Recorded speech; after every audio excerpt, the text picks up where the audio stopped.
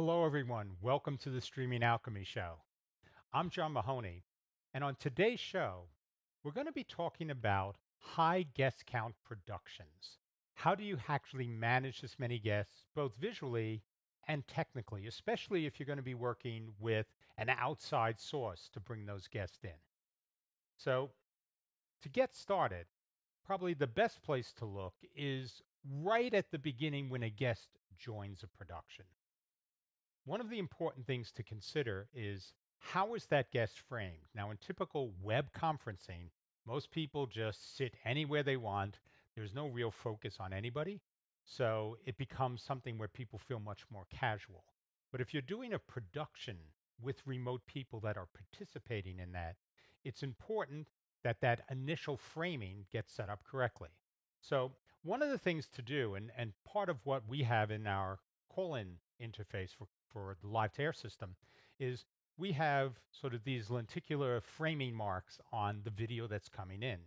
And when we think about framing, we tend to break it down into different framing brackets.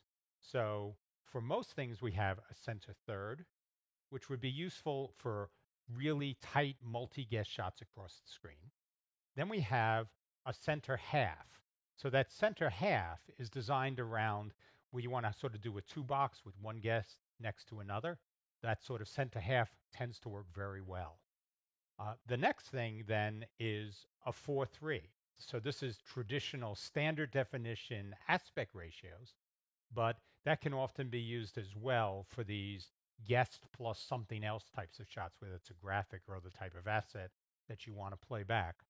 And finally, you have the full 16 by 9 width. But having, when you set these guests up, a sense of how you're going to use them downstream in your production, what you're going to be doing to get them framed on screen with other assets, really becomes important and is definitely something you should think about.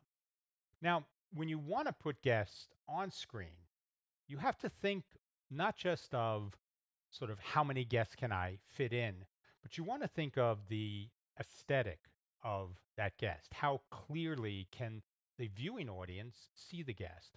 So if you look at something like this, where you have three guests on a screen, what you'll notice about the way I set this one up is that I'm only using about 70% of the height of the screen, maybe even a little less, to position all of the guest images. And the reason I do that is that when you have multiple guests on a screen, you're dealing with a trade off between the size of the image of that guest and the proportions that you're able to apply to that image. So in this case, if I had done these as sort of the full height, where I actually took and used a lot of the real estate down low in the screen over here, I'd end up either capturing a lot of unimportant information, sort of, going down to their belt line and having clear space above their head, or I'd have to shrink that in and make something that was even tighter and create something that is not that visually interesting and not that visually clear. So by shrinking the height of the images, I create a more pleasing proportion to what is being shown for each one of these guests. And this becomes even more important if you bring more guests on screen. So in this case with four, that's probably about the most I would want to do on a screen as a single row. Because you can see now it's starting to get a little bit tight, and you're starting to see a bit of sort of this proportional sense of squeeze in the images for these different guests. The other thing you get when you do this, especially if you have multiple people talking, is you have more space below them now to display additional information. So if you're talking about different subjects or you want to create some sort of scrolling ticker about news that they may be discussing, you now have room for that. So it not only serves a aesthetic purpose in creating a better proportion for the images, but it also creates an informational purpose where you have more space now to display related information, because usually you're bringing on multiple people because you're discussing some topic. So this is something to consider. Now, what if you need more guests? What if what you're trying to do just requires a full panel? So something on CNBC that they use was something called the Octobox, where you bring in 8 guests. So if I wanted to do 8 guests on a screen, what I would do is after those 4 across, I'd move to split them and do 4 and 4. So this way now you get a wider proportion, tighter zoom now. So you sort of create, you don't lose the visual size of like the head and the things that you would connect with as, human to human contact type of things where you want to make eye contact with guests. But so you create a tighter shot, but again, something that is proportionally more pleasing, even with this many guests on screen. And when you have this type of shot, you could in fact shrink the bottom space if you didn't need it for information to create slightly larger images, more in proportion to what we had with the single rows. But that's really, fits to how you want to do your production. But this, I think, as you start to look at it, you start to see the different ways to create a balanced look, but one that people can still connect with. They can still see each of the participants clearly. So I think, that's something to keep in mind. But the other thing is a lot of times you need to do multi-boxes that also contain information, an informational panel. That could be a slide if it's, say, a doctor doing some sort of presentation, or it could be video that's playing back. And the thing when you get to those types of cases is that you really can play with the aspect ratio of the informational source. So this video image or PowerPoint slide or whatever the asset is that goes here can't change proportion. You're going to need this to be, sort of the full width of the asset. So this means that if you were to go, the full, you go closer you go to full screen on this, it'll just take up the full screen. So you have to shrink the height in proportion to make sure you have enough space on the side for whatever guests you want. So this means that you're going to have to really play with this to get the balance right. But, moving these guests to the host and the presenter to one side will require a bit of juggling, to keep the proportions correct and make them visible when you have a full-sized asset that you need to display with them. So I think that's the first thing. If you're going to start to look at bringing multiple guests on, you need to develop some sort of guidelines that allow you to present them on screen in a way that doesn't just look like a conference call. People will not appreciate the production value you bring if they simply relate it to something that they would be doing, normally with, a Skype or Zoom call. They need to see that additional value that you're bringing as the streaming producer of the event that they're going to be part of. So let me, as I jump here, let me go over to talk a bit about presenting these things on the screen. So we talked about having 8 guests that were available. So for this example, we're going to use the same image that we used as sort of our stand-in guest shot right here. And if we were to go to the ME with just the 4 inputs that are available, this is what we'd have available to us. Now, this is an actual ME running on a production system with 4 guest inputs that we have here. But because we have these keys that are available as well, we can populate this with additional guests. And each one of these guests now, in addition to the 4 inputs we have, these guests can now come in on the 4 keys that we also have. So even though we have certain limitations on the TriCaster, we have the ability still to bring up 8 guests in an ME. And because these MEs are self-contained, we can easily switch to it and switch out of it without having to do a lot of manual work to bring all these keys up or do anything special. And because we still have our traditional downstream keys on the TriCaster main bus itself, we could do any types of overlays we want over this. So we really don't sacrifice a lot of production capability in order to leverage 8 sources inside of an ME. And in fact, if we needed to do even more, we could use these downstream keys that are on the main bus to pack everybody in even tighter. So you could take and say do 10 guests, but this would take a bit more production-based manipulation, maybe some macros that you'd have to set up in advance to do this type of thing, but it still could crowd in even more guests. But I think one of the main points to consider is, again, how many guests make sense to put on screen at once before the image itself becomes too cluttered for an audience to even know where to focus.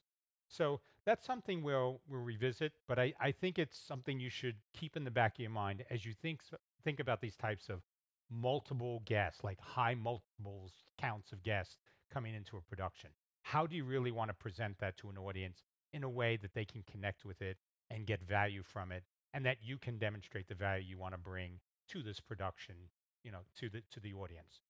So as we're talking about this, probably one of the good places to go is something that a lot of people are doing right now, which is working with services like Zoom to bring in these remote guests. So in this case, I'm showing a screen which has 9 remote guests coming in through one of these video conferencing services. And this is just, we're back in PowerPoint, so you can see what I'm doing. But if you want to bring these guests into a production and actually do things where you're adding value and having people interact with them that may be in studio, uh, you're going to need to do something than just have this screen packaged in a window, because that's not going to be very effective for most productions that you'd want to do. So one of the things that you get, and it is available in TriCaster, so I'll talk to it in that context, but it can be available in other programs as well, is the ability to use gradients to pull an image that's coming in apart. Now, if you remember when we talked before, and I mentioned it earlier in the production, these gradients are basically a specially encoded map that knows pixel for pixel what location of a screen each color in that gradient belongs to. So they're all unique colors across a whole spectrum on the screen.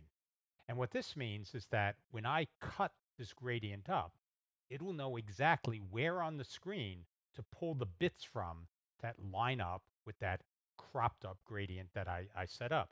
And that's exactly what we're going to do here. So in this case, what I have is this image coming in from a remote computer. So this would be something that you'd probably bring in through, NDI scan converter or something like that into your production system.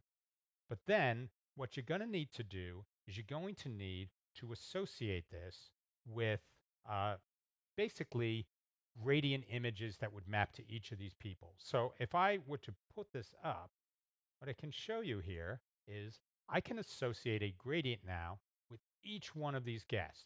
And the way I'm doing this is I would overlay this big gradient image behind everybody.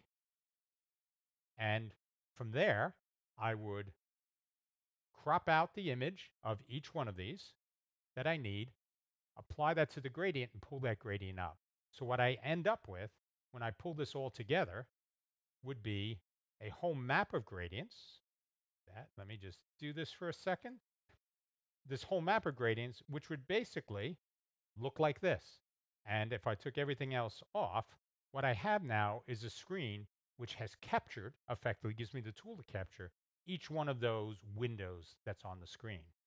And what this lets me do is I can now take and build these gradients into a virtual set. So with one input, let me turn some of this off so it's a little clearer. With one input, I can actually take and carve it into, in this case, 8 distinct videos that would be repackageable from that screen I was getting in into something that can make a more interesting visual for a production. So if you see, what I did here was I took the 8 full images that were available, and there was one image that was of a conference room, which I've left off. So I have the ability to sort of mix and match what I want. And I'm adding, in this case, this will be a camera shot, something that could be coming in from the studio so that this now a host can interact with these guests. And then I'm laying another gradient behind that I'm going to map a image or some moving video onto. So if I were to take and look at this now in an actual ME on the TriCaster, What you'll end up with here is our image with, you can see across the bottom, all of the controls that we have. You can also see, if you look in the upper right-hand corner, there are controls that are overlaying the video from Amir in this case. So when I actually now display this inside of a virtual set, I can get something that looks like this, where now I can be a host and I can be talking to all 8 of these guests. But one of the things you'll notice, and this is just the fact of the way we're doing this by cutting up of image that's coming into us, is you still see the controls that are sitting there on top of Amir's video. So that's just a downside you have to deal with here. But if you want to do something now that is enhancing the production value, that lets you overlay graphics, overlay slides, have a conversation between a host and participants, this is a much more effective way than simply trying to squeeze sort of a full screen capture, maybe just cropped on the sides, and putting that on screen. You now have a lot more creative control and a lot more opportunity to work with these as individual groups, because all of these can be different sets. So you could do sets with just 4, or take and break people into different camps, have team A, team B. So these types of productions where you need to break these people up, you now have the tools to do that using gradients and live sets. And this, we did using a TriCaster, but effectively, it's really the exact same thing as you'd have any other system that can leverage gradients to do this.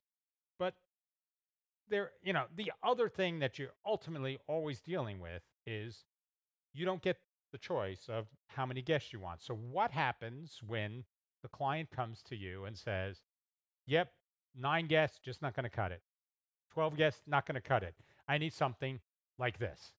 Uh, at this point, there's really no answer you can give them that's going to satisfy cutting all these things up into little bitty squares and trying to position them. There's not enough information visually, and the shots are way too different typically to have something that you can make a cohesive production out of. But the real answer is, you probably want to, when you're talking with clients, to create a distinction between sort of the audience and the stage. So when I talk about that, what I really mean is, if you have experts, if you have hosts, if you have people that are presenting or moderating a discussion, those are the people that are on the stage. And you need to give them a prominent position. So some of these people could be remote. You may be talking with doctors that are going to be discussing, something very topical with what's going on today. But you still want to have a lot of people that come in and ask questions or talk about experiences. So probably, if you were going to do that, a way to think of this is to do it on your set. So monitors, and even large monitors, are not terribly expensive today, relative to, the cost of running productions. So if you were to, instead of trying to squeeze them into a small window on a single screen, make them an asset in the studio. Bring them in on a monitor. You can take the audio from these guests collectively and route that in as part of your production. But now you've really created something which reflects this stage versus audience in the seats. And you can engage with them, but you're not trying to present them in a prominent way that basically just reminds people that, hey, this is like a Zoom call. So, and we're all doing this. Why are you going to pay me if all I'm going to give you is a warmed over Zoom call with a couple of extra things? I think it's incumbent upon all of us to take that basic technical model and make it highly valuable to clients. Find a way to enhance the value and make it watchable, make it something that people will want to engage with and rewatch without feeling like they're part of a web conference, because that's not the point. The point is that web conferencing tool is just that. It's a tool that's going to allow you to build a production that can be much richer than that. That's really the point that you add your value. So I think when you get beyond 8, maybe 10, you're really in the space now where you want to create that distinction and make the audience an asset in your set and engage with them as a host on set, in a way that probably most people aren't used to seeing, but can be very, very compelling visually and allows you to do interesting shot compositions where you have multiple guests maybe nodding in agreement as somebody's saying something, things that you can't necessarily communicate well when you're doing everything with just one flat screen and trying to crop them into a corner or a section of that. So that's everything I wanted to cover. Hopefully, this is something that you can apply to some of the demand you're seeing today. It's definitely an area that I think needs more attention. As we talked about in the after show in our last production, our last show here, we are going to see some changes that are going to become permanent to the way people are going to do events. And some of that will require us to rethink how we present our value proposition. So hopefully that will give you something to think about on that front as well. How you can repackage some of the generic consumer tools into ways that really add value overall to your clients and to the audience that wants to watch this on a web stream or on a replay. So, next week, we're going to be talking about, again, something that we hope is pretty topical, and that's a basic streaming setup for people that are doing remote learning. So, this can be not only teachers, because we know that a lot of schools have let out and are trying to do remote education as a model for the end of the school year, but it could also be something where people want to be able to do demos or presentations in the business world where I need to still sell product or explain, some of the services we provide. So how can I do that in a web stream without making a huge investment? We're not talking about people who are going to be doing this from the studio, but somebody's going to be doing this from their you know home office or from their living room or their kitchen table. So we want to make sure that we reflect that piece of the market as well. So hopefully we'll see you all again next week. Until then, everybody, be safe and keep well. Take care.